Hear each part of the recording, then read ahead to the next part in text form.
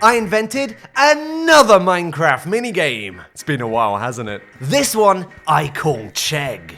And I'm not joking here, this is probably the most complicated and confusing minigame I've ever made. Back when I originally released Overflow, 15 months ago, I boasted it as my most complicated minigame ever. Well, guess what? This one comes with a 15-page document just explaining the rules. So bear with me through this video, because I seriously think it's worth it.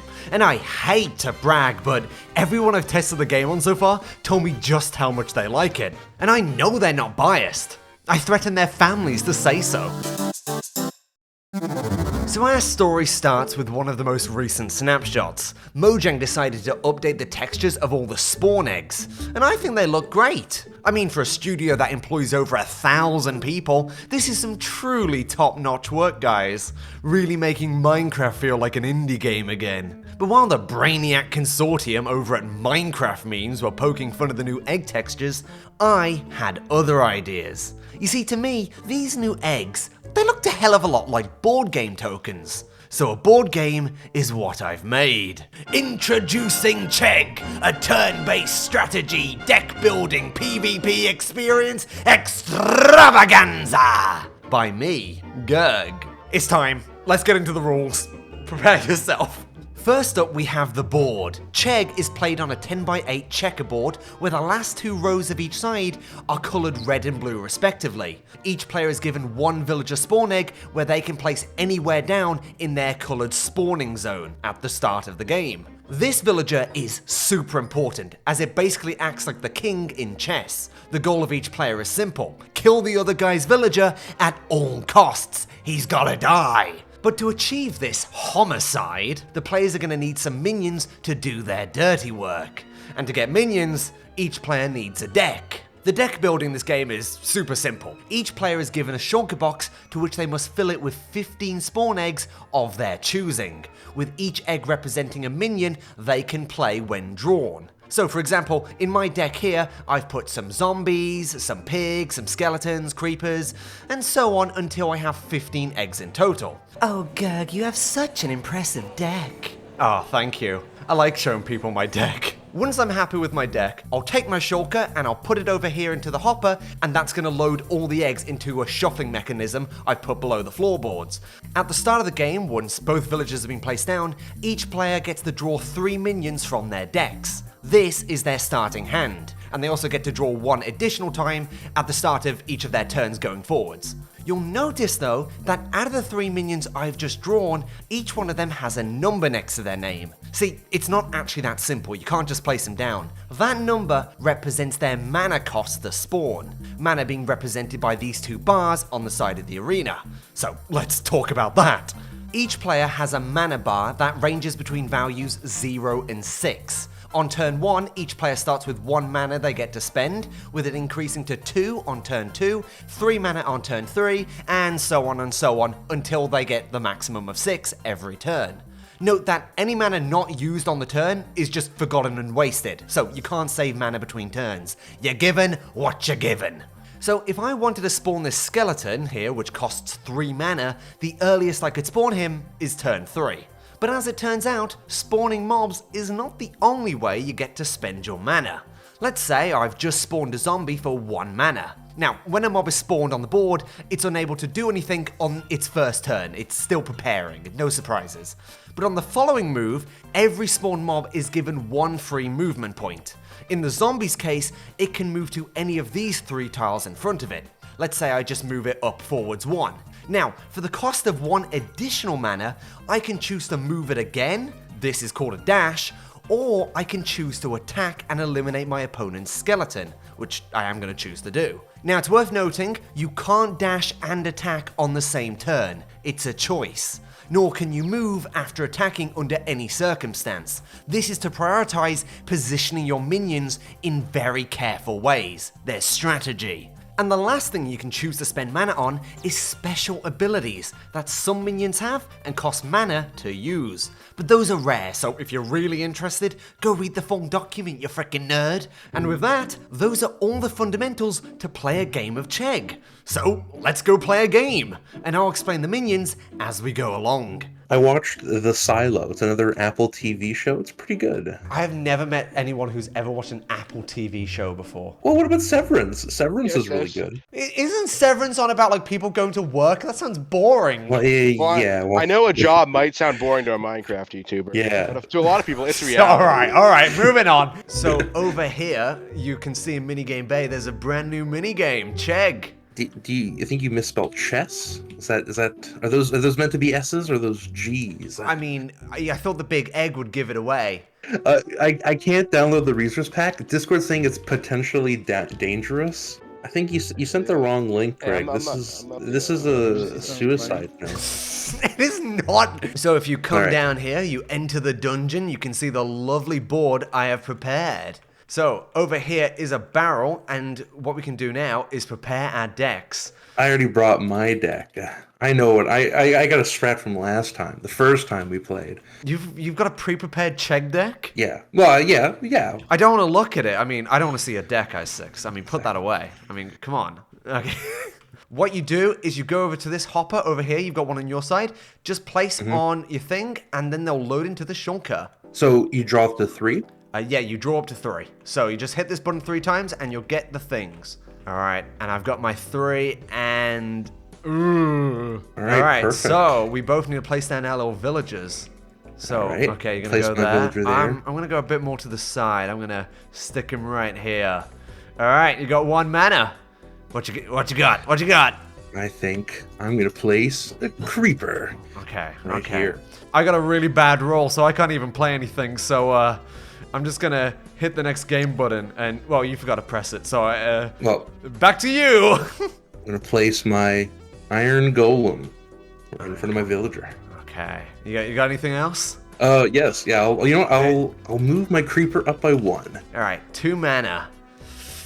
Okay. Would you believe it?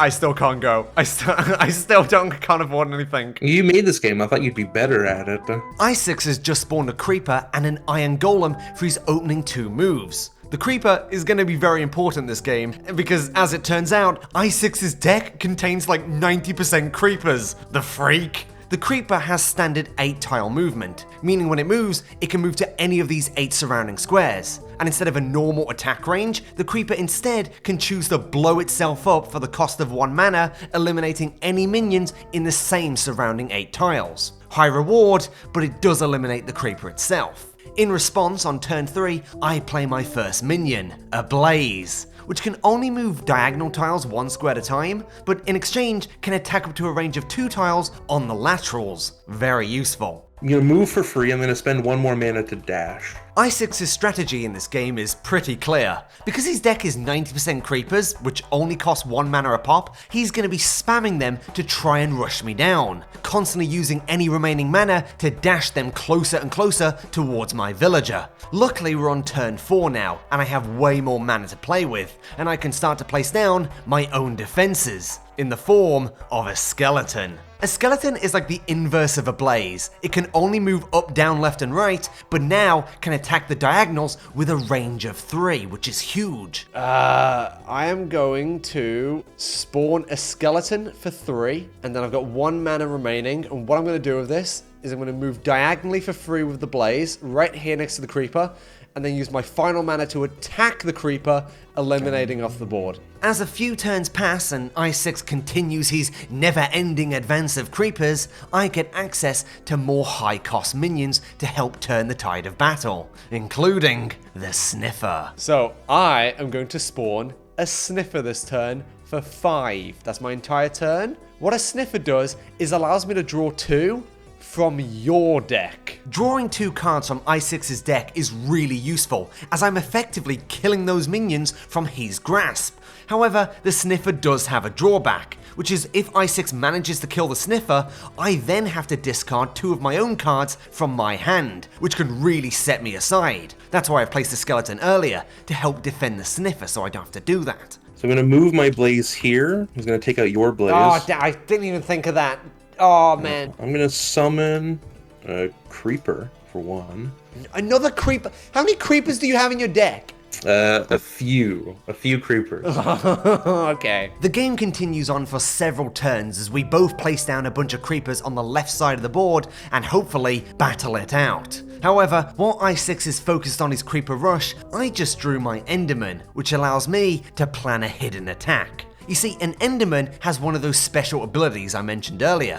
While the Enderman itself can't move, it can spend 1 mana to teleport and swap places with any minion in its line of sight laterally. My plan here was to teleport and swap with I6's Iron Golem so the Enderman on its next move could attack the villager, winning the game for me. Okay, what are you doing this turn? You still got your 7 mana? Yeah, I got my 7. I'm thinking about it because you're putting me in a tricky spot with these damn creepers and I'm not drawing anything good. I'm gonna place an Enderman for 4. So what I'm gonna do, I'm gonna move the skeleton back here. Yeah. And damn it! I6 immediately saw through my scheme, and he's moved his skeleton back so it can now help protect the Iron Golem, breaking my plan because I can't die, he'll just kill the Enderman. So I'm gonna dash the creeper here. Yeah, look at this army of creepers, like the mini battle. I've got 2 creepers defending, you got 3 coming after me. It's like a creeper war. So that I'm also gonna use 1 mana to summon another creeper. Oh my god, Yeah, I know. I got what I need. I think I got the strat down. I got my guy locked down from the front. I got the backup. You could send my golem over here, but then what? You're gonna have the pigs gonna attack him? Okay, alright, let's not get into this, alright? And while I6 might seem like he's coming out on top right now, there is an unintentional problem with having so many creeper spawn eggs in your inventory. And then this creeper, I'm gonna. Ooh, Oh, no! But don't worry, we had the footage so he was able to recover it. I6 once again continued his creeper army advance, and this time they were getting seriously close and putting me in a real tricky spot. See, this creeper of I6's can move down and explode next turn, destroying my golem, enderman, or my creeper, and exposing my villager for another attack. I am going to... Oh my god. Nice deck. You said you made this game? Shut up! So I'm gonna move the creeper diagonally. Yeah, oh no! That's the free movement that I'm gonna take out. Yeah, okay, you're gonna take them all out. Great. Yeah. And I don't think you're gonna believe what I'm gonna do next. Are you gonna place a creeper? Yeah, I'm gonna place 2 creepers. 2 creepers? Dude! But don't worry, because I still have one trick up my sleeve. I had previously drawn this card called the Wither, the highest cost minion in the game, requiring 6 whole mana just to spawn. The Wither can attack a huge range with explosive shots. This is just the thing I need to turn the tide of the battle. It's payback time. Well, guess what? I am going to place something for 6 mana. The Wither? The Wither. Boom. Except, ladies and gentlemen, I have just made a crucial tactical error. I have just lost the game. Because when writing the rules for the game, I tried to emulate the real mob's behavior, and for the Wither, I made him explode when you spawn him. So the 8 surrounding tiles get destroyed wherever you place a Wither. And I placed him right next to my villager, thus losing the game. And if this wasn't bad enough, I did the exact same thing in a previous game just a couple hours beforehand. I summon the Wither for 6. Wait, so you killed No! Okay, no, I don't summon that. No. You didn't let me take it back with the creeper. That's GG. That's GG. How have I made the same mistake? Am I stupid? Lazy. I have Lazy muted right now, but he is laughing his head off. I know he's up there laughing at me. So, Ah! What do you think of the strat, Lazy? I think that Greg did this exact same thing when we played. I6, you've won. By the way, you've won. Have I? Yeah, I've killed myself on accident. Oh, because the Wither blows up the surrounding tiles? Damn it! Uh-oh. So I guess I lose at my own mini games again. But I seriously want you guys to try out Chegg for yourself. All this fancy arena and redstone I made isn't really required. You can play this game by just slapping down a board, putting some lamps down with levers, and this is a real simple card shuffler for you to use. You can even modify the game board yourself. For example, you can make a river run through it, or even have lava patches. The possibilities are endless. So I hope you guys enjoyed my little Chegg game, or at the very least, understood what the hell I've been rambling on about this entire time. At the very least, this video works as character evidence for my future insanity play.